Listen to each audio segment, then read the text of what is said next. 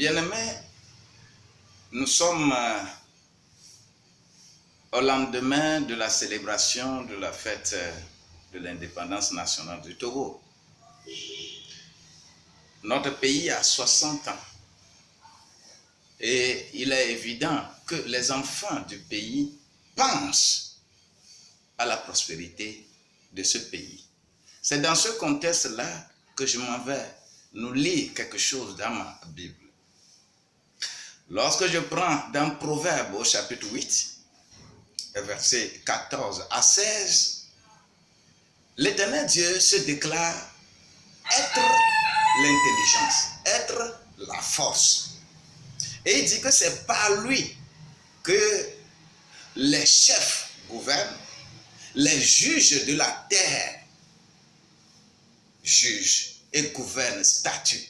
Les princes statuent sur beaucoup de choses. Cela me révèle beaucoup de choses. Lorsqu'un président, un chef de l'État dit qu'il veut décorer, par exemple, les gens, il dit en vertu des pouvoirs qui me sont conférés. Qui lui confère le pouvoir? Parce que l'autorité, c'est Dieu. L'intelligence, c'est Dieu. Toutes choses viennent de Dieu. Et si les habitants de la terre comprennent cela et intègrent cela dans leur comportement, Dieu agit dans la vie de toute la population. Je voudrais aller vers l'histoire de cette veuve-là qui n'avait aucune force. Dans Luc au chapitre 18, du verset 1 au verset 8e, la Bible déclare que la veuve était oppressée, elle était dans des problèmes. Mais ce n'est que le juge là qui peut la sauver. Mais on dit que le juge est un juge inique.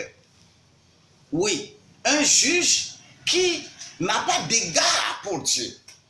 Un juge qui ne pouvait pas sauver les humains.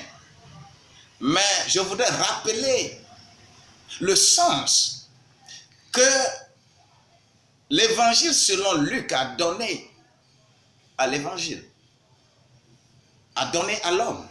C'est-à-dire, l'évangile selon Luc dit que je décris Jésus comme étant homme parfait. Pour cela, tous ceux qui n'étaient pas parfaits, dans cet évangile-là, Dieu les rend parfaits. Et il fallait que cette veuve-là se tourne vers Dieu en importunant ce juge-là. Mais écoute ce que le juge a dit dans le verset 5 de Luc 18 là. Il dit que, bon, finalement, je vais rendre justice à cette veuve-là afin qu'elle ne vienne pas rompre ma tête. Comment une veuve qui n'a aucune force, qui n'a rien, puisse rompre la tête à un juge? En ce moment précis, nous attendons de notre pays, par exemple le Togo, le bon travail de juge. Et ce n'est pas en insultant le juge que le travail sera bien fait, mais en se tournant vers Dieu. Tournons-nous vers Dieu, demandons à Dieu d'inspirer et de donner la force, l'intelligence aux juges qui statuent sur les situations de mon pays. Que ce soit les parlementaires, c'est eux qui font la loi pour que le gouvernement les applique.